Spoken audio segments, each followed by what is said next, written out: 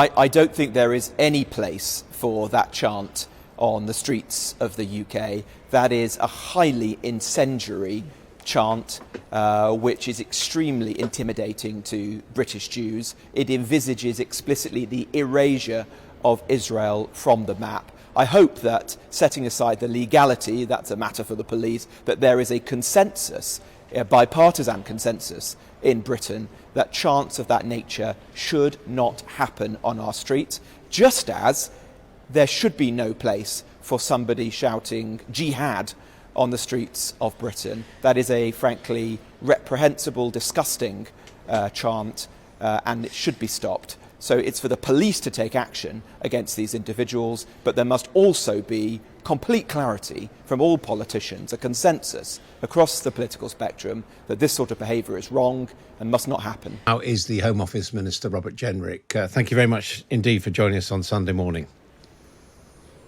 Good morning. Just wanted to ask you first about the headline story in the Sunday Times. This is about a gentleman called Mohammed Qasim Sawala, and the headline says, Hamas chief lives in British council house, which he bought apparently under right to buy. Should he be here? Well, I can't comment on individual cases, but I can say in general terms that the Home Secretary has the power to revoke British nationality for individuals who pose a risk to national security or whose presence here is not conducive to the public good, and we won't hesitate to use those powers. As I've said as Immigration Minister, that for foreign nationals who are here on visas, we won't hesitate to revoke and expel individuals if they pose a risk to the British public or are engaging anti-Semitism or hateful behaviour which is damaging to British values and our way of life. I mean, this is a man who has attended meetings on international meetings on behalf of Hamas, who signed a declaration that called for the routing of the Zionist Jews. Would he, in general terms, qualify for what you've said as being someone we don't want here? Well, Hamas is a proscribed terrorist organisation. We as a government completed the full prescription of Hamas for a reason, because we believed that there was no valid distinction between the political and military wings. This is an abhorrent organisation, as we've seen with its barbarous activities in Israel in the last 2 weeks. We don't want any individual here in the UK supporting, valorising, aiding Hamas. Where there is evidence, it's for the police to take action against them. That's obviously an operational matter, but the Home Secretary and I have encouraged them strongly to vigorously, robustly enforce those laws which we put in place for good reason. And as I said, if there are individuals in the UK, and I'm not going to comment on an individual case, but if there are people here who pose a threat to the British public or whose presence is not conducive to the public good, then we will use the powers that we have to remove them from the country. Okay, I know you don't want to not be living in the UK amongst our citizens. You clearly don't want to comment either way, but in view of the fact that this person's presence is now very much in the public domain, is the Home Office going to look into his case? As I said, Adam, it would be irresponsible. No, it wouldn't. I mean, it is the responsibility of the Home Office to decide the right of people here. Is the Home Office going to look into it? I'm not asking you to have a verdict. I'm just saying you're going to look into his presence here. These cases need to be treated properly through the due process and that is available.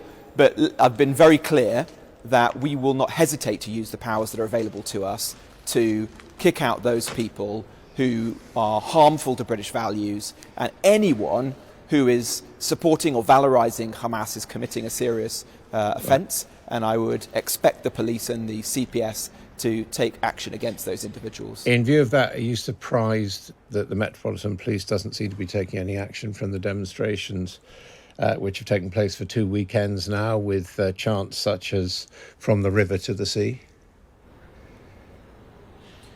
Well, I don't think there is any place for that chant on the streets of the UK. That is a highly incendiary chant, which is extremely intimidating to British Jews. It envisages explicitly the erasure of Israel from the map. I hope that, setting aside the legality, that's a matter for the police, that there is a consensus, a bipartisan consensus in Britain, that chants of that nature should not happen on our streets, just as there should be no place for somebody shouting jihad on the streets of Britain. That is a frankly reprehensible, disgusting chant, and it should be stopped. So it's for the police to take action against these individuals, but there must also be complete clarity from all politicians, a consensus across the political spectrum that this sort of behaviour is wrong and must not happen. Well, it's interesting you say that the shouts of jihad should be stopped, because the police yesterday ended up saying that there are lots of meanings to the word jihad, which I think is news to quite a lot of people. So are you comfortable with the way they have policed these demonstrations, and in particular these chants that have been coming out, not just from the river to the sea, but the use of the word jihad? Well, I think a lot of people would be surprised by the Metropolitan Police's analysis of that issue, and that's something that we're going to discuss with the police.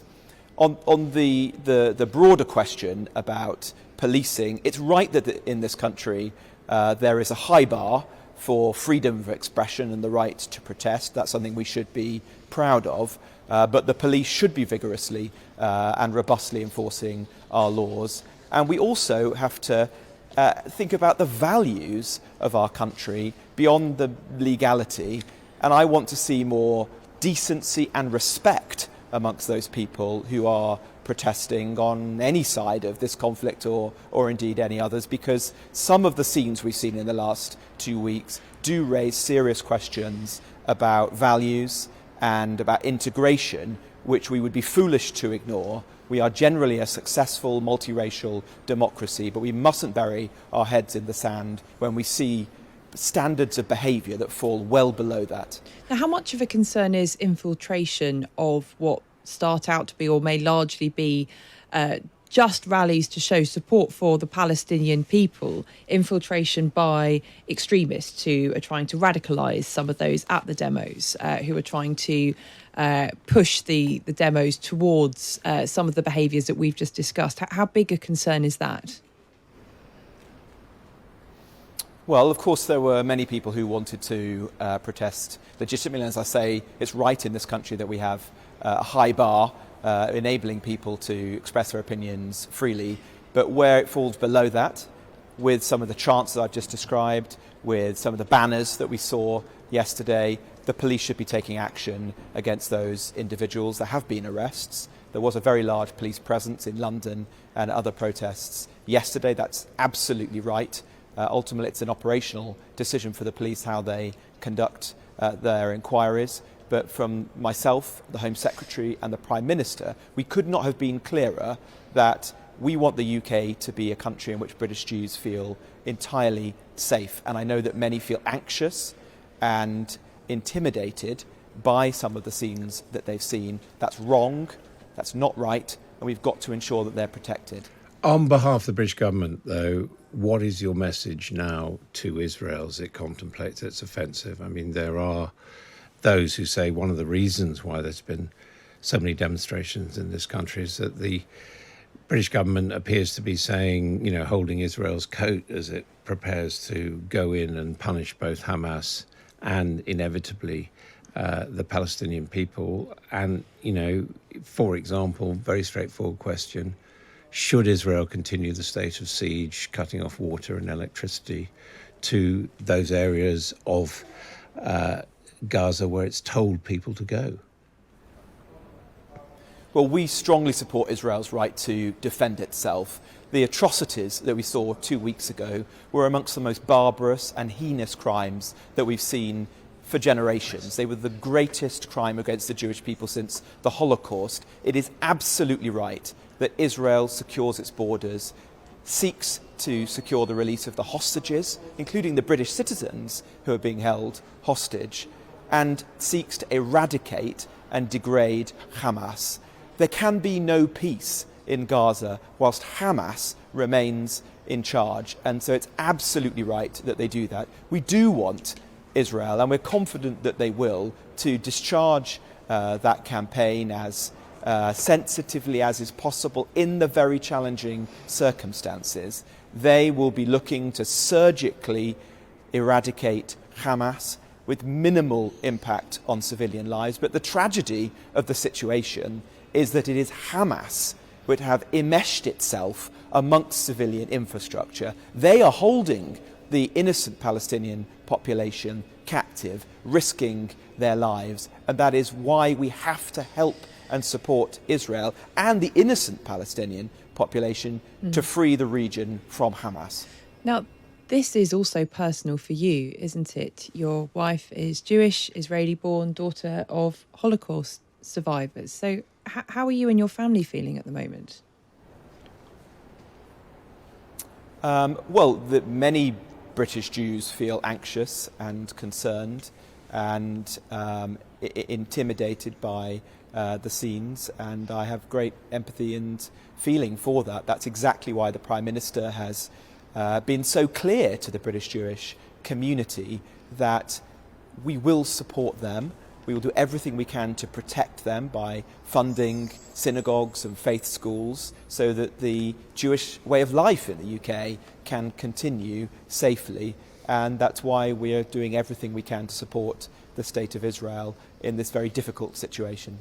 You must be having some quite difficult conversations with your family, with your children as well. Well, look, we're working to support the British Jewish community, but this isn't just an issue that pertains to British Jews. This is much broader than that. It is about humanity. It's about fighting an evil terrorist organisation that poses a risk to people in the region and, if left unaddressed, poses a risk much further afield as well. And so it's absolutely critical for our security here in the United Kingdom and for the security of Israel and the innocent Palestinian population that we work together to fight and to eradicate Hamas. Mr. Jenrick, two quick domestic questions, if I may. The first of all is a lot of comment today about what the government is proposing or not proposing to do about legislation concerning conversion therapy. Could you clarify that for us? Well, I can't comment on what may or may not be in the Queen's speech, which I know has been a subject of the debate, guidance appears to be that it's been dropped. But what we have been very clear on is that conversion therapy is an absolutely abhorrent and archaic trade.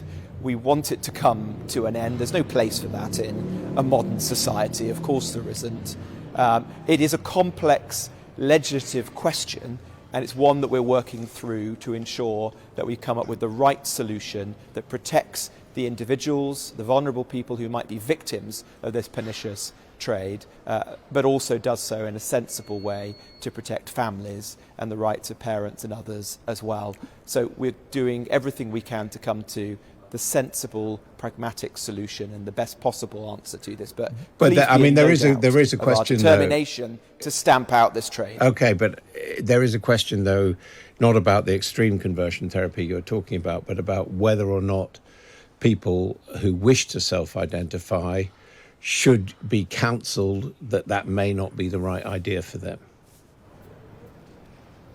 Well, the Equalities Minister, Kemi Badenoch, is working very carefully with lawyers and with the representatives of bodies active in this area to find the best way of addressing this, which is legally robust and does the job that we're looking to do, which is ultimately to protect vulnerable people and to stamp out archaic practices. And we'll say more about this when we have the right answers. We won't be rushed with solutions on this one. And just finally, to bring you back to the Sunday Times front page, the headlines say HS2 bosses accused of covering up costs to keep billions flowing. Do you believe the government was misled by the people responsible for HS2 about the costs? Well, I'm told that there were some inaccuracies in that story and that the Department for Transport will be setting that out. So that we will make that clearer in the coming days. But on the broader question of HS2, undoubtedly this has been a project which has been badly managed, and there should be accountability for the leadership of HS2 over the last 10 years or more. And that's one of the reasons why the Prime Minister has taken the right long-term decision, which is to call time on the remaining stages of HS2 and better deploy that £36 billion of investment on the transport infrastructure that the country actually needs, particularly in places like I represent in the Midlands and the North, which is east-west rail, which is bus services, an infrastructure that can be delivered faster, is more impactful and better value for money for the taxpayer.